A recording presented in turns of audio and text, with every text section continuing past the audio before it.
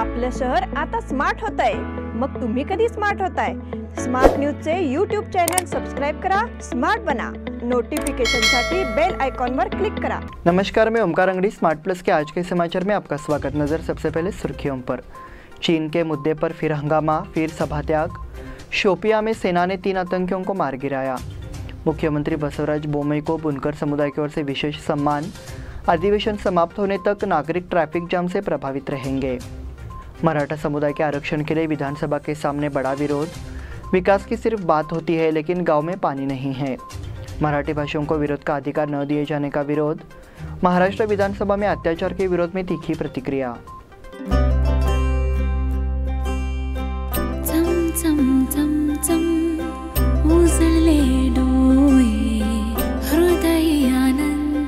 BS Channabasappa and Sons, the textile mall at Tilakwadi, Belagavi. कोणताही photo घेण्याआधी पुढे येणाऱ्या अपेक्षित क्षणाची कल्पना मला आधीपासून असते। नमस्कार, मी अमित शिंदोरे। या क्षणांना सुरेख पद्धतीने कॅप्चर करण्यासाठी माझ्याकडे नेहमी एक योजना असते।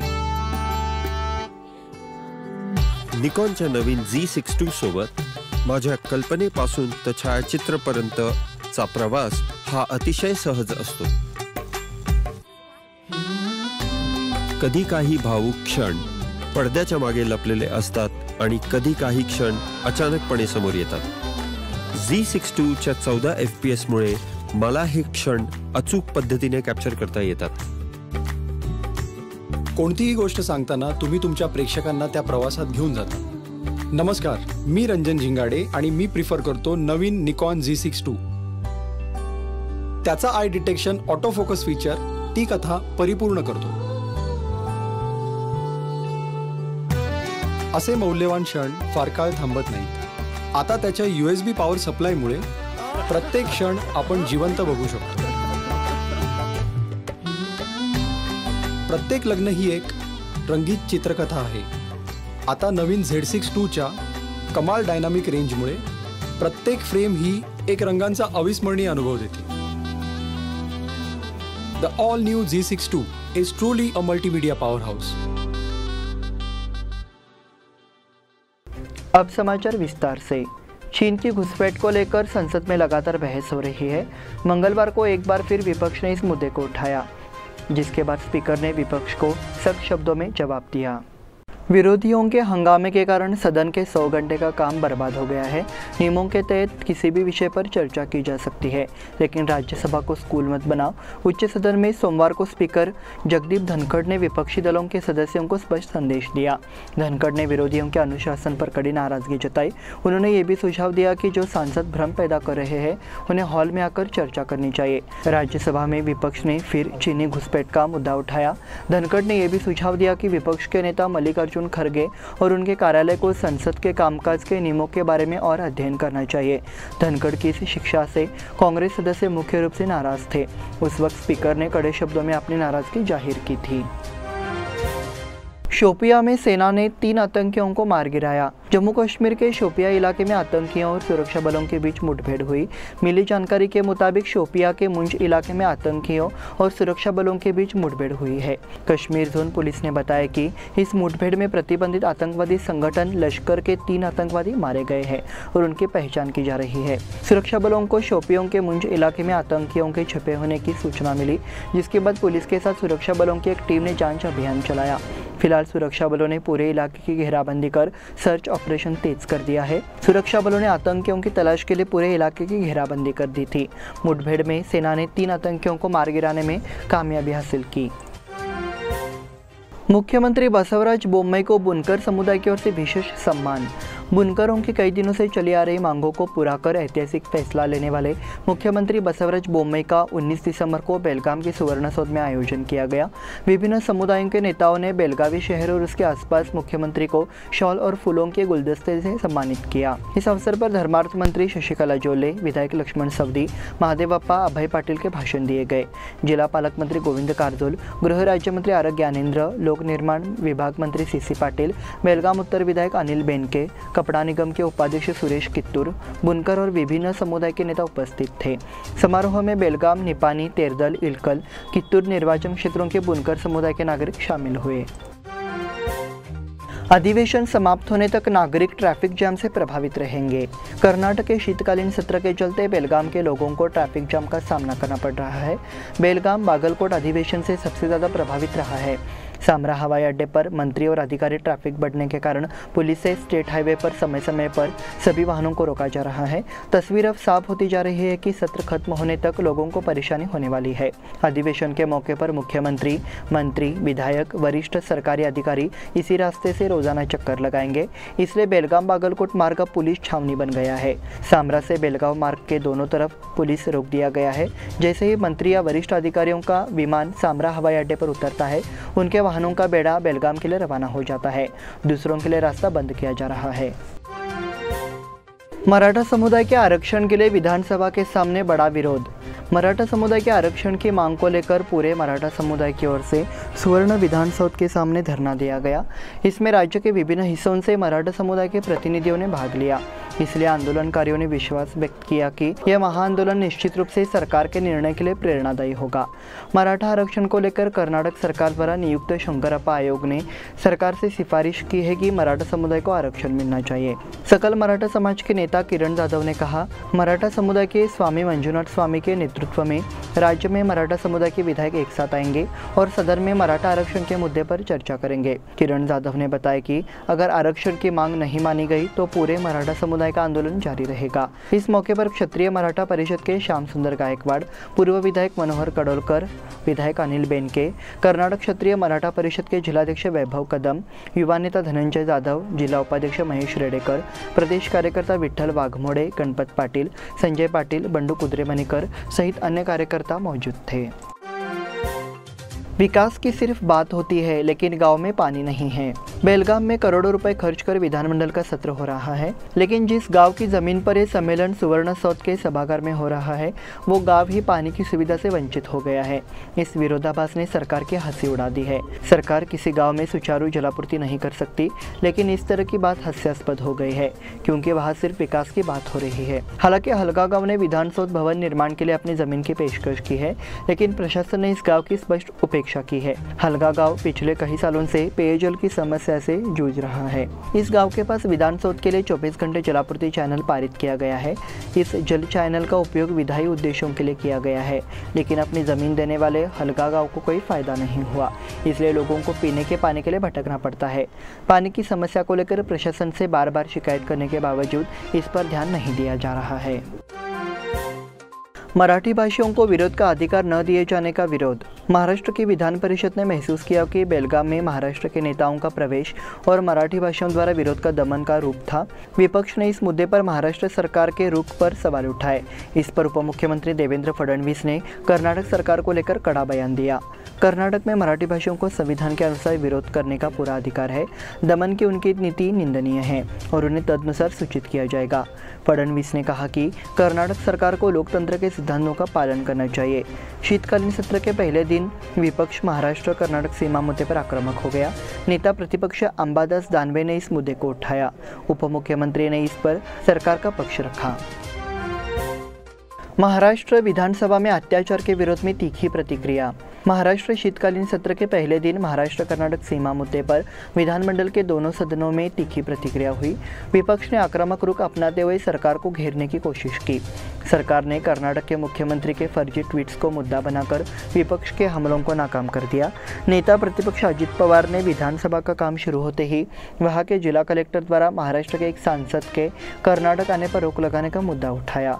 उन्हें जवाब देते हुए मुख्यमंत्री एकनाथ शिंदे ने कहा, कर्नाटक के मुख्यमंत्री बोम्मई के फर्जी ट्वीट के पीछे किस पार्टी का हाथ है, इसकी जानकारी मिली है। हम वो जानकारी जल्दी लाएंगे।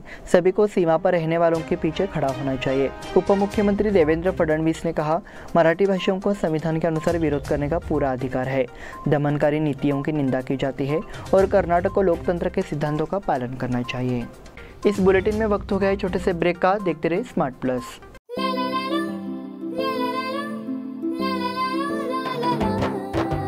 जले दीप अंगना में होगी रोशन दुनिया, पलकों गले छा जाए चांद तारों का साया।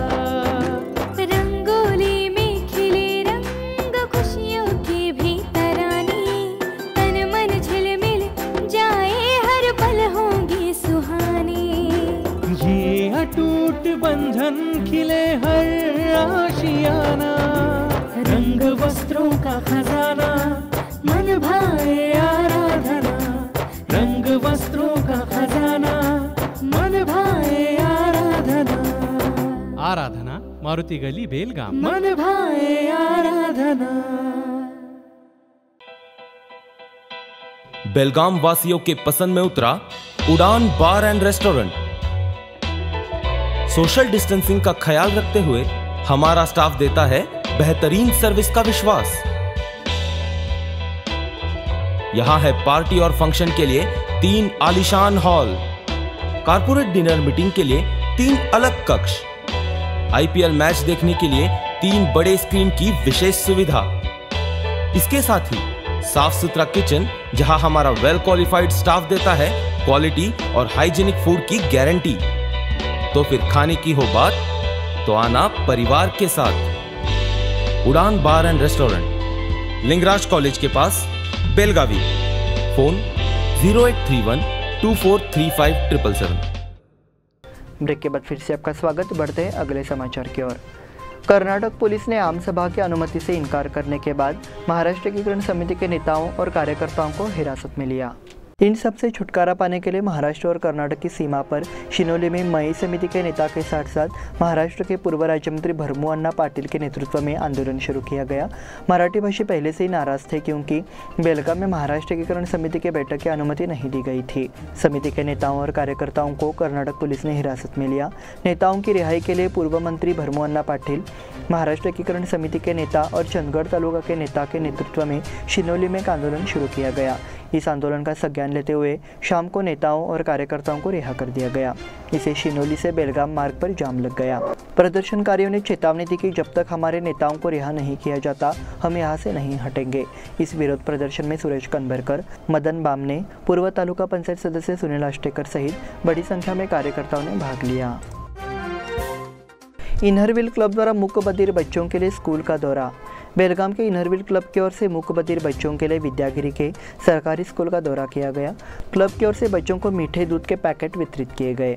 कार्यक्रम का संचालन क्लब अध्यक्ष शालिनी चौगुले एवं सचिव पुष्पा मुक्कन्नावर के समन्वय में किया गया। इसमें बड़ी संख्या में क्लब के सदस्यों ने भाग लिया। दूध बांटने में शिवकांत सिद्धनाल के आदित्य ग्रुप की मदद की गई। इस गतिविधि के लिए क्लब के सभी पदाधिकारियों और सदस्यों ने कड़ी मेहनत की। इस अवसर पर स्कूल प्रबंधन मंडल ने इनरव्हील क्लब के सदस्यों का आभार व्यक्त किया। महाद्वार रोड सांस्कृतिक समिति द्वारा 4 जनवरी से नृत्य प्रतियोगिता। महाद्वार रोड सांस्कृतिक समिति द्वारा 4 जनवरी से किरण यादव एवं संजय कडोलकर द्वारा प्रायोजित भव्य नृत्य प्रतियोगिता का आयोजन किया जा रहा है। प्रतियोगिता के कुल पुरस्कार 2,51,000 रुपये है। ओपन ग्रुप डांस ग्रुप के लिए क्रमशः 55,555 रुपये, 22,222 रुपये, 11,111 रुपये, प्रोत्साहन राशि के रूप में 5,000 ऐसे है। 15 वर्ष से ऊपर के समूह में एकल नृत्य के लिए क्रमशः 21,000, 11,000, 7,000, 3,000 रुपये ऐसे प्रतिफल है। प्रतियोगिता 4 से 8 को महाद्वार रोड स्थित धर्मवीर संभाजी उद्यान में होगा। श्री समादेवी संस्थान के अध्यक्ष के रूप में दत्ता कनबर्गी का फिर से चुनाव। समादेवी गली स्थित श्री समादेवी संस्थान एवं वैश्यवाणी समाज की वार्षिक आम बैठक रविवार को समादेवी मंगल कार्यालय में बड़े उत्साह के साथ संपन्न हुई। बैठक की अध्यक्षता राजकुमार कलगड़गी ने की। संस्था के सचिव अमित कुर्तुरकर ने समाज के सदस्यों का स्वागत किया। इसमें कहा गया है कि पिछला कार्यकारी बोर्ड मानद अध्यक्ष दत्ता कनबर्गी के नेतृत्व में 2022 से 2025 तक का काम करता रहेगा। बैठक में उपस्थित समाजजनों ने सर्वसम्मति से अनुमोदन किया। मंच पर ट्रस्टी मोहन नाकाड़ी, मोतीचंद दोरकाड़ी, अध्यक्ष दत्ता कनबर्गी, उपाध्यक्ष राकेश कलगड़गी, सचिव अमित कुर्तुरकर, कोषाध्यक्ष परेश नार्वेकर, उपाध्यक्ष राहुल गावड़े मौजूद थे। एडवोकेट विनय मांगलेकर को सम्मानित किया गया। कर्नाटक राज्य बार एसोसिएशन के उपाध्यक्ष चुने जाने पर एडवोकेट विनय मांगलेकर को रविवार को यूनियन जिमखाना में बेलगाम बार एसोसिएशन क्रिकेट टीम द्वारा सम्मानित किया गया। एडवोकेट मांगलेकर बेलगाम जिला बार एसोसिएशन के अध्यक्ष के रूप में भी कार्य कर चुके हैं। उन्हें बेलगाम बार एसोसिएशन क्रिकेट टीम द्वारा राज्य बार एसोसिएशन के उपाध्यक्ष के रूप में चुने जाने पर गुलदस्ता देकर सम्मानित किया गया।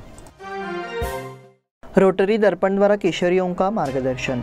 रोटरी क्लब ऑफ बेलगाम दर्पण ने सरकारी सरदार हाई स्कूल में कार्यक्रम का आयोजन किया।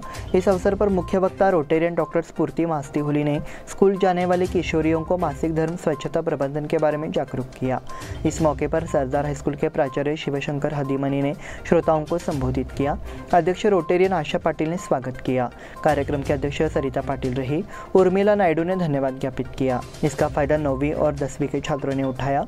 इस मौके पर स्कूल की महिला शिक्षिकाएं और रोटरी सदस्य मौजूद रहे। कर व्यवसायियों द्वारा जीएसटी पर संगोष्ठी। बेलगाम टैक्स प्रैक्टिशनर्स एसोसिएशन द्वारा यहाँ आयोजित जीएसटी पर सेमिनार को अच्छी प्रतिक्रिया मिली। जीएसटी विभाग की संयुक्त आयुक्त यास्मीन बेगम वालीकर मुख्य उपस्थिति थी। उन्होंने दर्शकों का मार्गदर्शन किया। हुबली के सीए विनय कुलकर्णी ने जीएसटी ऑडिट और विभिन्न मुद्दों पर मार्गदर्शन प्रदान किया। टैक्स प्रैक्टिशनर्स के अध्यक्ष जितेश कपूर ने कार्यशाला आयोजित करने के उद्देश्य का स्वागत किया और समझाया।